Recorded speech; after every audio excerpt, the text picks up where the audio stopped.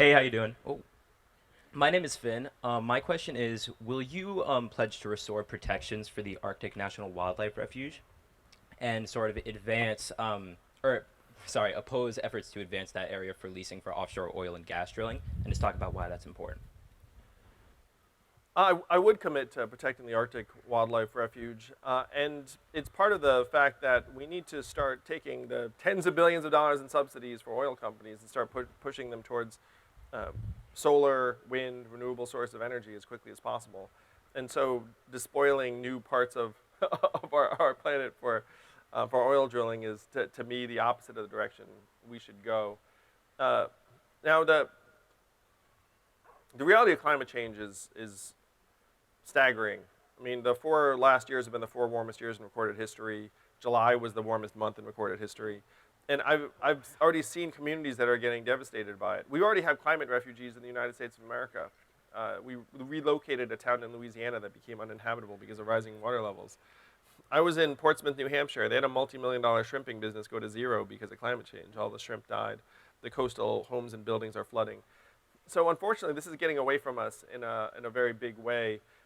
And the goal has to be to try and manage the transition as quickly as possible while acknowledging that the harm's already here.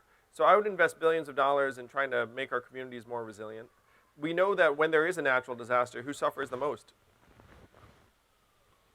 Poor people, which overlaps with people of color in this country, unfortunately. So you put money into people's hands and it actually makes it so that people are better able to protect themselves and have shelter or have a car to get into or get away. And then I would build in environmental sustainability into our economic measurements.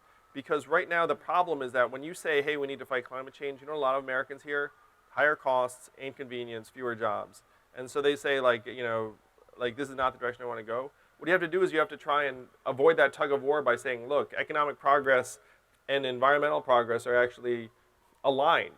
A lot of what we're going through in the United States of America is a measurement problem. So hear me out on this. That sounds nerdy, but it's fundamental, it's true. So right now, GDP is at record highs in this country. Also at record highs, suicides, drug overdoses, depression, anxiety. It's gotten so bad that our life expectancy has declined for 3 years in a row. First time in 100 years. Last time that happened was the Spanish flu pandemic of 1918. We're in Spanish flu territory because suicides and drug overdoses have both overtaken vehicle deaths for the first times in American history. But GDP is at record highs. So then you look at it and say, okay, like, what's wrong with this picture?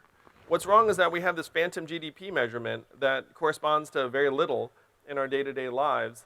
And so what we have to do is we have to modify it to include our mental health and freedom from substance abuse, our health and life expectancy, how our kids are doing, and our environmental sustainability.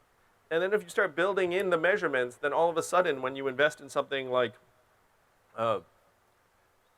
renewable sources of energy, it becomes good for the bottom line. And then you try and ease this economic tension that people are using to justify trying to stay where we are. Are all y'all paying attention? Automation gonna sweep the nation unless we get him in.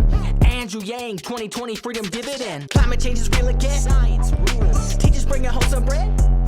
Medicare for every citizen. That's nice. Andrew Yang, 2020 freedom dividend.